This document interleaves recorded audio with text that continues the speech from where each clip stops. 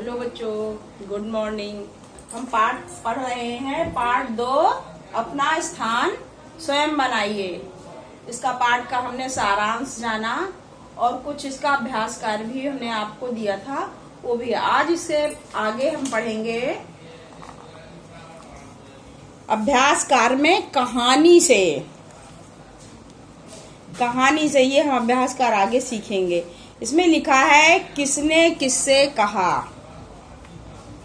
मुझे अपने लिए एक आदमी की जरूरत है। किसने कहा था? राजा ने मंत्री से कहा। मैंने इसे हजारों में से छांटा है और बढ़िया नौकरी से छुड़वा कर लाया हूँ। किसने कहा था? मंत्री ने राजा से कहा। मुझे अपने राजा की सेवा करने का मौका मिला है। किसने कहा?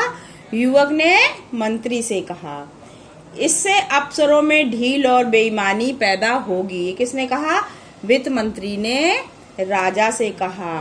अगला प्रश्न है, युवक ने कीमती सामान क्यों बेच दिया था? बताओ। युवक ने कीमती सामान राजा के ऑफिस को सौंदर्यीकरण करने के लिए बेच दिया था।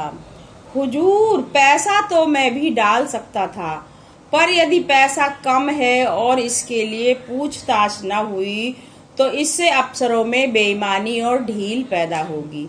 वित्त मंत्री ने ऐसा क्यों कहा? हुजूर, पैसा तो मैं भी डाल सकता हूँ, पर यदि पैसा कम है इसके लिए पूछताछ न हुई तो इसमें अफसरों में ढील पड़ जाएगी। वित्त मंत्री ने ऐसा इसलिए कहा क्योंकि वित्त मंत्री एक ईमानदार युवक था और वो चाहता था जैसा मैं हूँ वैसे ही राज्य के सभी मंत्री हों, तो राज्य अच्छी तरीके से चलेगा। अगला प्रश्न है, राजा ने युवक को प्रधानमंत्री क्यों बनाया?